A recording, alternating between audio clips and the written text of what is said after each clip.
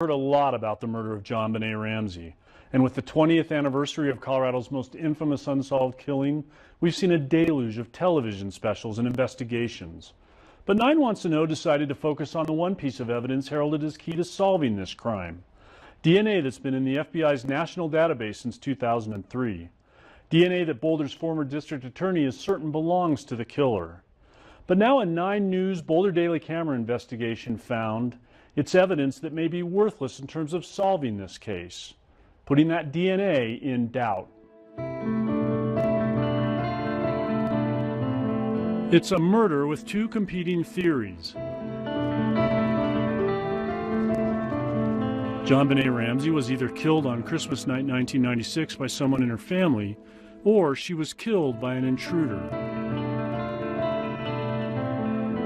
For more than a decade, those theories played out in the tabloids, on talk radio, even inside the investigation. Then on July 9, 2008, attorney says new DNA evidence in the murder of JonBenet Ramsey. Boulder District Attorney Mary Lacey fully embraced the intruder theory. Clears her family of any involvement in her death. That just baffled my mind. Shocking fellow prosecutors. I wouldn't have done it because I don't think that's the role of the district attorney. Her successor. I was stunned. I was also appalled. And even the Colorado governor, who assembled a task force to look into the case. I couldn't see any reason based on what she said for her to do so. Had never seen anything like that in the past from any other prosecutor, and just couldn't believe she chose to do that. Lacey's decision was based on DNA she said was conclusive. DNA she said JonBenet's killer left behind on her panties and long johns. DNA that would crack the case if it could just be identified or matched. But the actual DNA test results Mary Lacey used to clear the Ramseys, obtained exclusively by 9 News and the Boulder Daily Camera, tell a very different story. So I was always surprised at what she did, and now I'm deeply concerned. It's the latest controversy in a case full of problems. A bungled crime scene, infighting among investigators and prosecutors. First of all, many of you know that last week, a decision by former District Attorney Alex Hunter to drop charges authorized by a grand jury against John and Patsy Ramsey. Mary Lacey succeeded Hunter in 2001 with a reputation as a strong supporter of the intruder theory. When she issued her exoneration letter and apologized to the Ramseys, she created the impression that if someone could just identify the person whose DNA profile had been found, the case would be solved. We now have pretty irrefutable DNA evidence according to the DA's office, and that's the most significant thing to me, and certainly we are grateful that they acknowledged that we, based on that, certainly could not have been involved. So we had D8, D21. 9 Wants to Know and the Daily Camera took those same lab results to forensic experts. Yeah. The first time that data had ever been independently evaluated. And those experts agreed.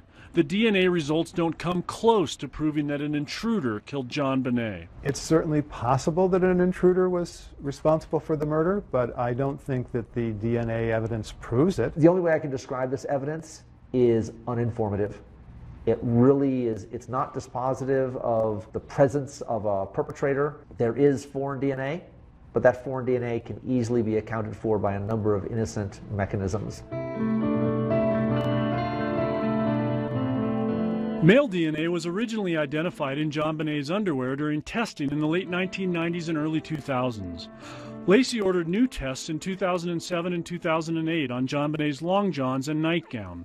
It's those tests that led Lacey to exonerate the Ramseys. I can tell you in my experience, a decision that confounded Troy Ide, a former U.S. attorney who was on the Ramsey task force appointed by Governor Owens. There's a real danger whenever you say, okay, we've looked at this and we've categorically determined something. The experts who reviewed the DNA test data for 9 News and the Daily Camera questioned Lacey's exoneration on multiple fronts.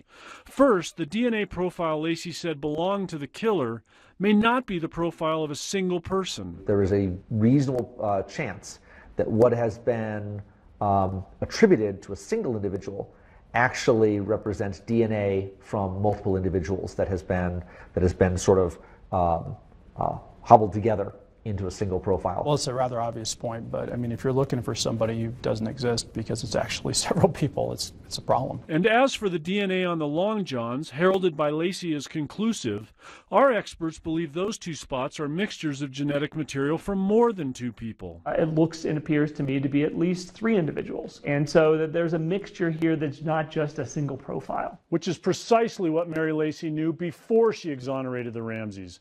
This report, obtained by 9 News and the Daily Camera, went to Lacey's office 3 months before she cleared the family. Of the 2 spots on JonBenet's long johns, the report says it's likely more than 2 people contributed to the mixtures. And after eliminating JonBenet's DNA, the remaining DNA contribution should not be considered a single source profile. She knew, based on your investigation, that this DNA wasn't necessarily from one person, and that it in fact was potentially accumulated DNA. She knew it at the time, and why she used this evidence to clear the Ramsey family then, a clearance that has continued because it's on the public record through today, is something I can't explain, and she should explain. Mary Lacey never responded to our questions about her decision to exonerate the Ramseys. She left office in 2009, and she didn't respond to our calls, our emails, our letters, or our visits to her Boulder home. And if you think it looks like she set out to prove the intruder theory, you are not alone.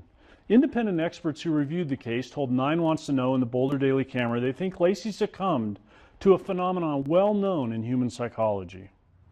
Understanding the DNA evidence in the murder of JonBenet Ramsey means understanding this. Everywhere we go, we leave little bits of ourselves. Really talking for 15 to 30 seconds is enough to detect a DNA profile on the desk in front of you. That reality challenges one of the central tenets of the DNA evidence in the JonBenet Ramsey case. One made public when former Boulder District Attorney Mary Lacey exonerated the Ramsey family in 2008, saying that there's no innocent explanation for genetic material found in the girls' underwear and long johns. My guess is that if we took your shirt and did some DNA testing on it at the level of sensitivity involved in this case, we'd find your DNA, we'd probably find some other people's DNA on there as well. Lacey's exoneration letter said she had concluded that foreign DNA on JonBenet's clothing could not have gotten there inadvertently. Something our experts say is just not true. They say there are plenty of reasons the DNA on JonBenet's clothing could be innocent. Reasons that have nothing to do with murder. You shed 40,000 cells per hour. You are leaving your DNA everywhere. When wherever you go physically, you're leaving a small part of yourself. Mary Lacey discounted that possibility when she issued her letter exonerating the Ramseys and concluding the DNA must be the killers. I thought that was a bit of a leap to claim that there couldn't be an innocent explanation for what was found. How did Lacey's conclusion differ so much from the actual DNA tests? Lacey was long known to support the theory that an intruder, not a family member, killed JonBenet. Something our experts believe could have led her to succumb to what's known as confirmation bias. In human psychology, we like to see patterns. We like to see puzzle pieces fitted together. Confirmation bias can affect how an investigator with a theory interprets evidence. You tend to believe data, which confirms your hypothesis. You tend to think of explanations to refute data, which do not support your hypothesis. Case in point, these never-before-seen emails. They show that after preliminary tests found the presence of unknown male DNA on JonBenet's long johns, an investigator in Lacey's office replied that his bosses didn't see the need for additional testing. It sounds like they got a result that they were looking for and decided to quit while they were ahead. The lab that Lacey used later provided her with reports showing that the unknown DNA on the long johns was likely part of a mixture of genetic material from more than 2 people, but that was never before made public until now. She issued her exoneration in spite of the confusing DNA results, an exoneration the family still points to as proof they were not involved. Just last month, Ramsey lawyer Lynn Wood used the exoneration to challenge news reports suggesting it could be a family member who killed JonBenet. In a tweet, Wood said, in 2008, Boulder DA publicly exonerated them and apologized. DNA evidence conclusive. End of story.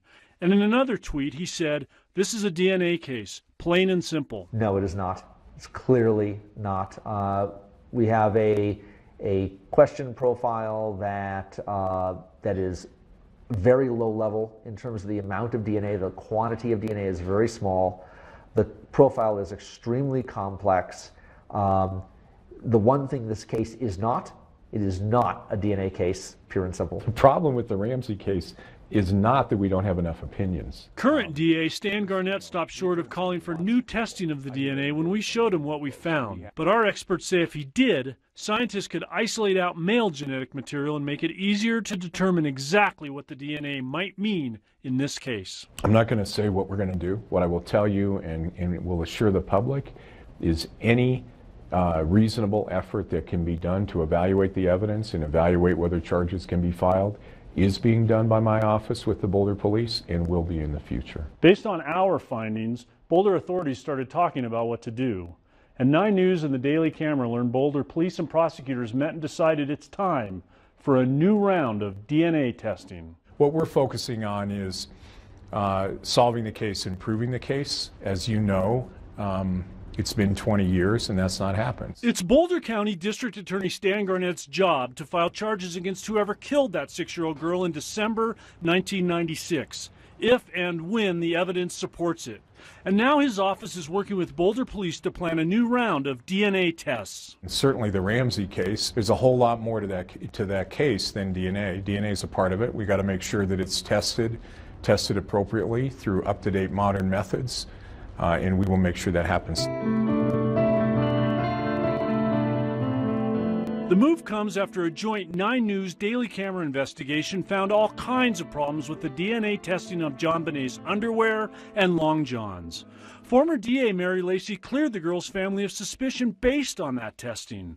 But our investigation showed that male DNA on the girl's clothes may have been left innocently, may not belong to the killer, and may not even be from a single person. Our story led to a meeting in recent weeks among prosecutors, police, and Colorado Bureau of Investigation agents. They discussed new technology and new testing. Garnett would not guess on a timeline. It's been 20 years of an ongoing investigation, so I understand the curiosity that people have. CBI is efficient, they're careful, they're deliberate, and I'm sure they'll move forward with an appropriate amount of speed. We don't know what kind of testing they're going to do, but our experts have an idea. Submit JonBenet's undergarments to testing that focuses only on male DNA. That way scientists could determine if that genetic mixture contains DNA from more than one man. And knowing that would tell investigators whether that profile that's been in the FBI's database since 2003 really is the killer's. For 9 Wants to Know and the Boulder Daily Camera, I'm Kevin Vaughn.